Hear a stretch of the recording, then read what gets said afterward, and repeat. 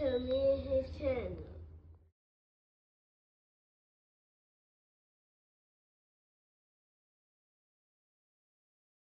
What's up, it's your boy LOE Visuals. I'm back with another video. I dig up y'all vibe, y'all chilling, and enjoying y'all day, y'all productive day. We back at it. Before I start, smash like button, smash like button, smash like button, smash like button, smash like button. On the road to 10K subscribers, hit that subscribe button, turn post notifications on. Want to find me on any other platform? My link tree is in my bio. Follow my X at Visual LOE. Follow my TikTok at LOE.visuals, and follow my Facebook at LOE Visuals. So let's talk about it. So Jaron Ennis become unified champion at 147 by stopping Ennis in the 6th round. The corner stopped the fight, but it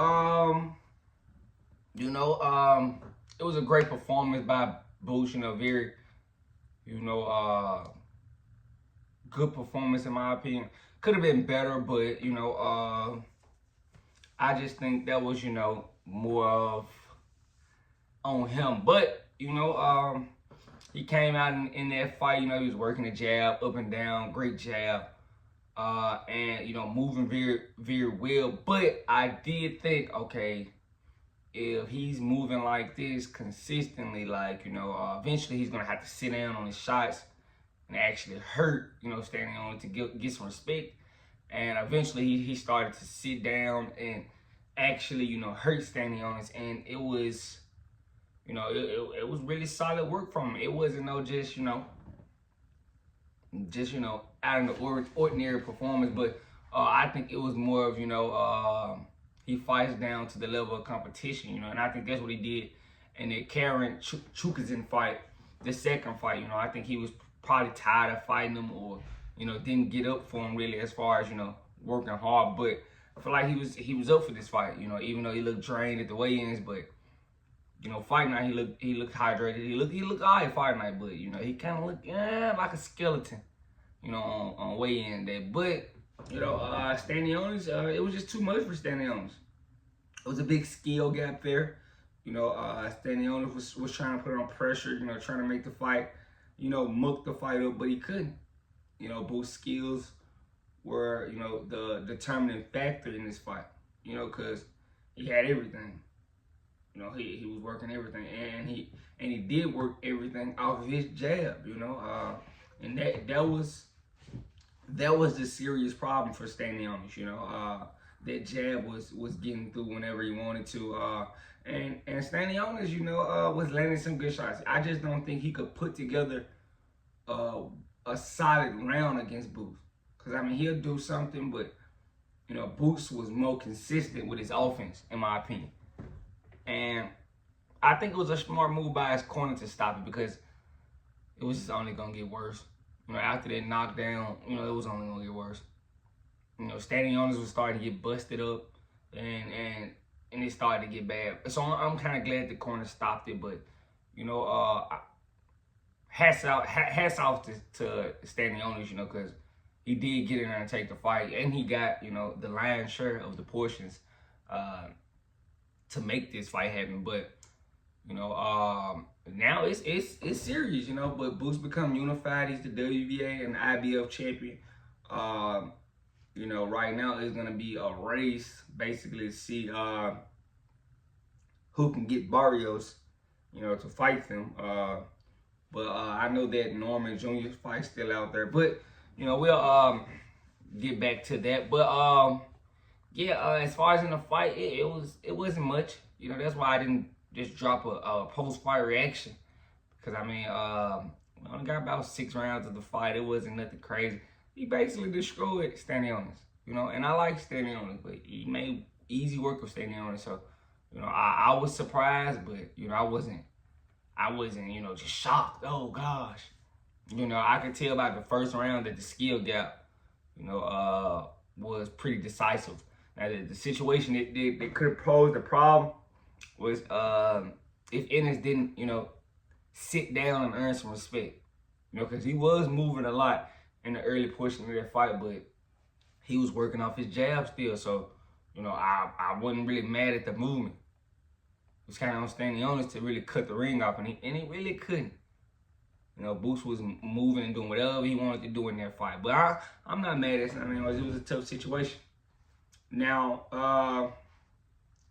now that we moving on, what's next for Jaron Ennis? You know, what's next for him? Right now, he's going to be in a situation where he has 2 mandatories now. The mandatory for the WBA and the mandatory for the IBF. I don't think he has a mandatory. He doesn't have a mandatory in the IBF. I do think he has a mandatory for the WBA. His name is Shakram Gayasov, 17-0, 10 KOs, Olympic silver medalist, a big welterweight, and a guy that actually give Boots some trouble. Very technical, but you know, I wonder what Boots does. Does he try to duck this? Does he, you know, get around it? You know, how does he?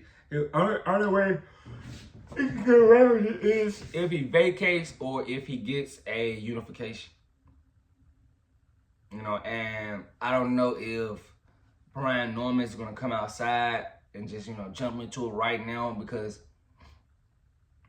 I don't think Norman's going to do it, because, I mean, Boots has 2 belts and he only has 1. So negotiating, they already know that they're down when it comes to negotiating. So, you know, I don't think we're going to see Brian Norman. Brian Norman is going to try to get that green belt, which is going to be a task, because Mario Barrios doesn't look like he's coming off of it.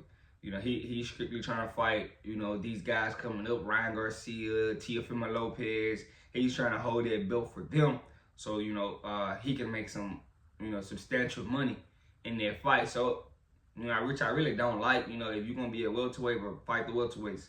Stop trying to just chill, you know, and hold the title hostage, because this is what I feel like he's doing. You know, I would love to see Barrios unify with one of these guys. I would love to. But, you know, eventually these guys are going to come knocking. You know, it's no point of just holding the title.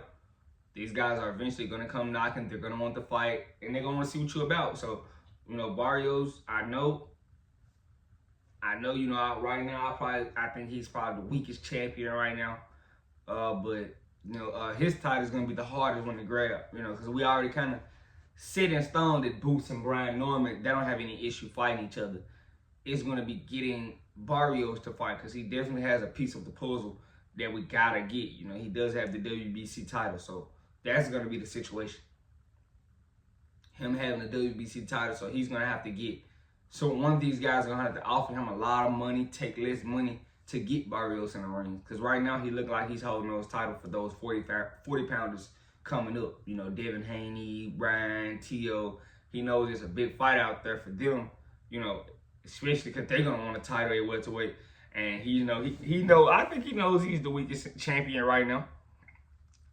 I think he knows that he's the weakest champion, and you know, those junior welterweights are gonna jump at the opportunity to fight him and offer him a lot of money to keep them from having to fight Boots or Brian Norman. So right now it's gonna be a contest of who can offer him the most money for that WBC title at welterweight, because right now he's hiding it. Brian Norman, he's gonna be put in a tough situation, because, you know, going into the negotiation with Boots, you know, they said they offered him 1.7, you know, and I think that's what Boots may have gotten, 1.8, and I think Stanionis got 2.2. You know, so Boots took the short end of the cut, and now that he has 2 titles, is Brian Norman really ready to take the short end of the cut? You know, because that's what he's gonna have to do. You know, a guy can say he wants to be the best. Oh, I want to prove I'm the greatest. But this is the thing that you have to do.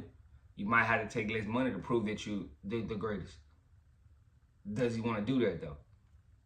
You know, so I want to see how they act. But right now, I think Shakram Gayasov, I think that's probably most likely the next thing for Boots, because it's the mandatory.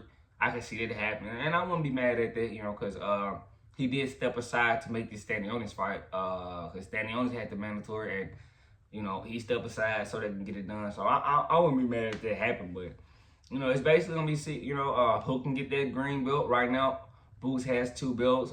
Brian Norman has the WBO, and Mario Barrios has the WBC. I don't think Brian Norman is going to be able to really entertain Barrios into getting a shot. So I want to see what's next, you know, in my opinion. I think Shockham is next for Boots, but let me know what you guys think in the comment section. Make sure y'all smash the like button, smash the like button, smash the like button. On the road to 10K subscribers, hit the subscribe button, turn on post notifications on. Want to find me on any other platform? My link tree is in my bio. Follow my X at Visually. Follow my TikTok at LOE.Vision. Follow my Facebook at LOE Visual. I love you guys so much, so much, so much, so much, so much. I'm out.